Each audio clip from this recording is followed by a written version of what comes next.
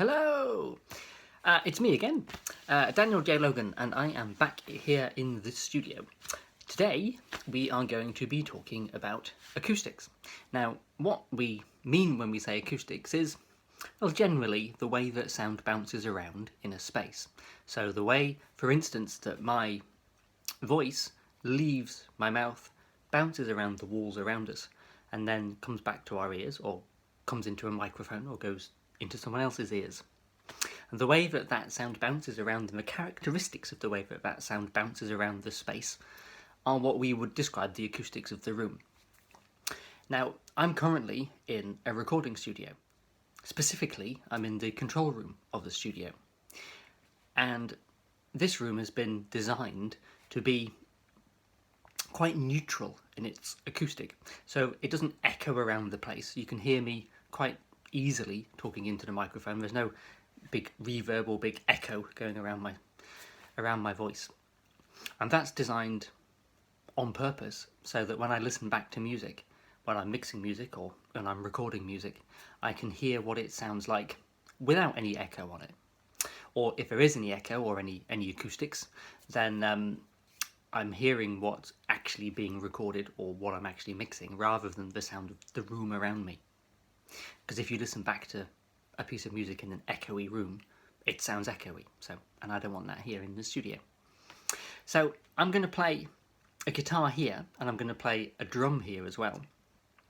And then I'm going to go into the live room behind me, and we'll hear how the acoustic changes quite dramatically between the two rooms. That's called a live room for a reason, because it's quite lively sounding, whereas this room, as I say, is quite neutral sounding on purpose. Right, so first off we have the drum. If this was a really echoey room, you would hear the sound bouncing around the place, but of course this is designed not to do that, so you should just hear the drum kind of sound once and that'd be the end of it.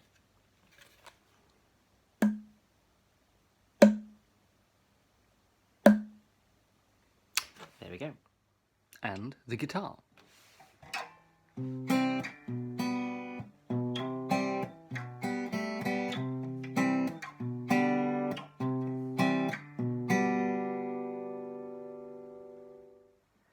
Next thing to do is to take a listen to those in the live room.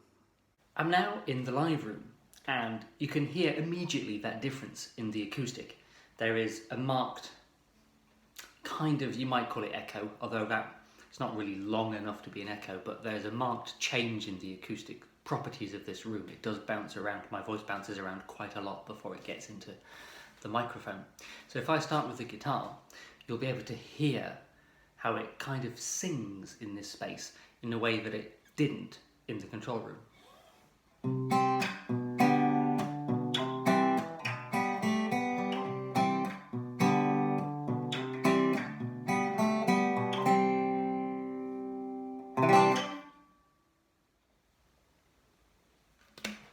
And much the same when it comes to the drum, you're going to hear it really pick up that acoustic of the room. So if I just play it once, you can hear it begin to fill out the sound as the sound leaves the drum, hits off the walls around me, and then comes back. Now, unlike in the control room, this is not treated in the same way, so this is designed to give that kind of space to a sound. Equally, if you go into a cathedral, just imagine walking into a massive cathedral and hitting this drum. It will bounce around loads of different walls, far more than there are in this studio. And there's also a lot more space before you hit the first wall, so it makes a huge big difference to the sound. Finally, I'm here in a specially constructed voiceover studio. So this room would be used by a voiceover artist or an actor if they're providing a voiceover for a film or a TV or radio advert or anything really where you want just what we would call a dry voice. So this room is a very dead acoustic. So if I get the drum here and play this, that will sound slightly different from in the control room. And actually what I'm going to do at the end of this video is play the instruments back to back in the different rooms so you can hear them. So if I now play the guitar, you'll really, all the life that we found in the live room upstairs will now be sucked out of the guitar, so it'll sound like a guitar, but it won't sound very interesting at all.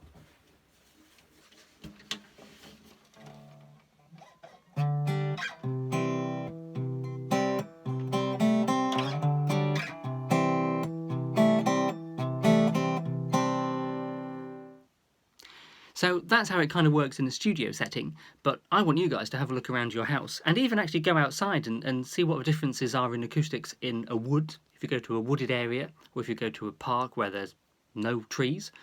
Look in your kitchen, look in your bathroom or in your sitting room or bedroom, and you will find that the acoustics in each room are different. So get a drum or anything that you can hit that provides anything with the sound really, and then just see what the differences are, and also try and play off those differences. So let's face it, everyone probably knows, here's a bit of a spoiler alert, the bathroom is probably going to be your best bet for a nice rich acoustic property thing. So if you take a guitar, or if you take a drum or anything really, whether it's a musical instrument or not, but anything that you can make a sound out of, and sit in your bathroom and play it, and just listen to how the acoustic might change how you hear the instrument, and hear if you play a rhythm on the drum, or if you play a phrase on a guitar or something, or your drum substitute, or even the ruler that we had in a previous video.